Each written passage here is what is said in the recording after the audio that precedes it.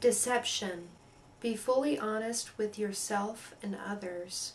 If you get the deception card, it's calling you to look at all forms of deception and how they might be playing out in your life. Whether it's you deceiving someone else, or someone deceiving you, or you deceiving yourself. Those tend to be the three main ways in which deception occurs in human relationships. In terms of if you are deceiving anyone, I would say that you'll want to look at why you feel like you can't be honest with this person. What are you afraid of? What are you afraid of losing?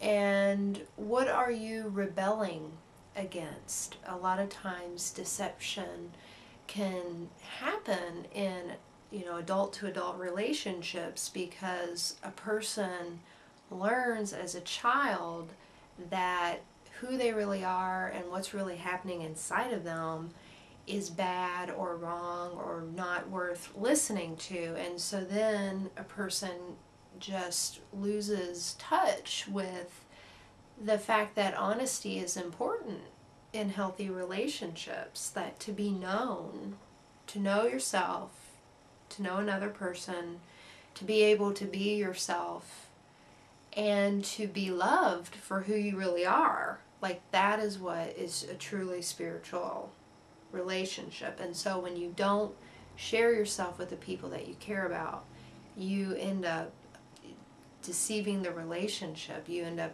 betraying trust. It's just like a really downward spiral for loving relationships. And so you might want to look at, are you being deceptive? Are you withholding something that the other people in your life would want to know or need to know? If you feel as though you are being honest but maybe someone is deceiving you, you may want to look at when, look at the situation and explore it, but in terms of like what it might mean more in the level of like life lessons, it might be about you having experienced deception in your childhood or previously, because life is cyclical and usually deception is intense. It's something that is very betraying. And so usually for us to experience that kind of lesson, we would have either have been deceptive ourselves, and so we're learning lessons and how that feels, or your family may have somehow been shook up and affected by deception. And so there could be some deeper karma, either past life or in this life, a family karma that you are playing out. Maybe there was infidelity, maybe there was, lies about money, all kinds of subtle things that we witness and absorb when we're growing up in families. So it might have something to do with that, and that's why you're experiencing someone being deceptive with you, so you can understand trust more. You can have an opportunity for forgiveness too, if the person owns their dishonesty and decides to be honest from here on out, that kind of thing. It might be an opportunity for forgiveness and trust building and moving forward. And then the third possibility of self-deception, not being honest with yourself, that I really feel like that's the most important one to look at first, maybe, because if you can start to be honest with yourself, then you can be honest with others. If you're not being honest with yourself, you're not going to be able to be honest with others. You know? So really understanding, like, am I being honest with myself? And it's not always an easy thing to do for some people, but it's something that can be learned. And it is about, like, your inner voice. Listening to your inner voice and accepting yourself, being loving towards yourself, nurturing yourself in the sense of, I am okay no matter what.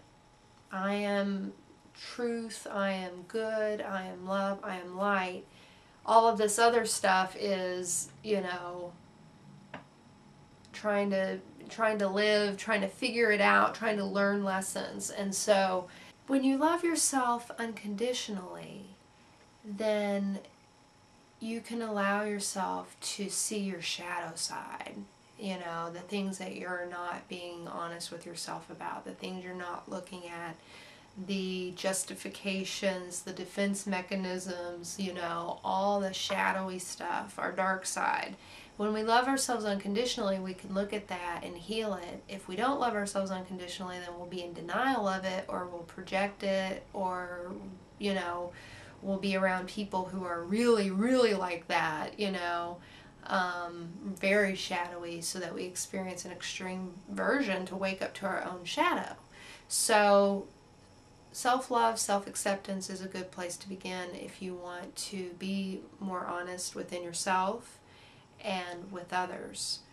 And then along with that is empathy, is another thing that is important to, it's like a tool to use when you want to be more honest. If you find that you struggle with being honest, really being honest with others, telling people what is really happening with you and what you really think and feel. You know, it can be kind of scary because you never know what a person's reaction is. And for myself, in my own experience with this topic, I think, you know, I had a father who was very angry and used anger a lot. And so getting in trouble or doing something wrong meant really harsh punishment. And so in my adult life, it's like if I did anything or wanted to do anything that might result in criticism, it was like, it's like the equivalent of being grounded. And so I would just do how I would function in the same way that I would function with my father, which is don't share, don't tell, you know, minimize this, minimize that, just really keeping my inner life secret. And so secrets are lies, are deception. So yeah, the love is important, and the reason why it's the self-love is important, and then the love of others, the empathy for the other people is important, because they're just both two things that will give you courage, and that's what it takes to be an honest person, is courage.